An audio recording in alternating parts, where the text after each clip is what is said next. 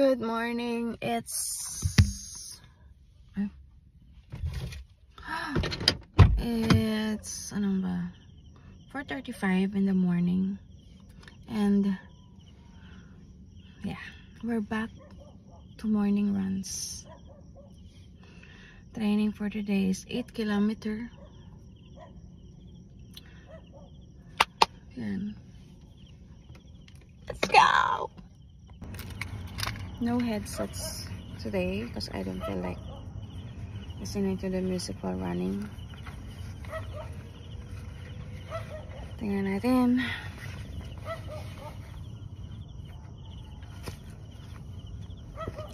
Yesterday pala, kahapon. Nang hapon ay tumakbo tayo ng 5 kilometer. And then nung Sunday ay tumakbo tayo ng 30 minutes. And so, ito yung pinaka mahabang run ko for this week, which is 8 kilometers. So, I had to do this today because if I won't, regret na naman tayo. Let's do this! Okay.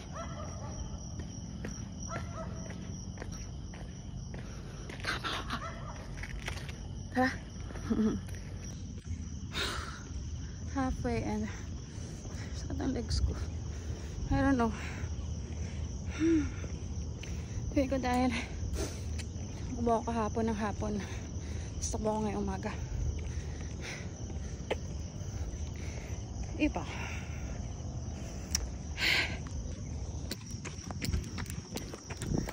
5 AM.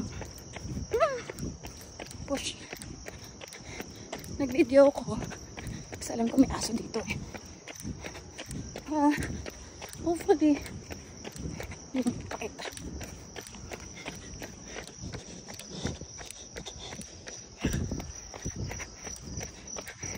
Ito yung mas kung tumakbo pag umaga. Parang magbagal ang oras, tahimik, hindi mainit.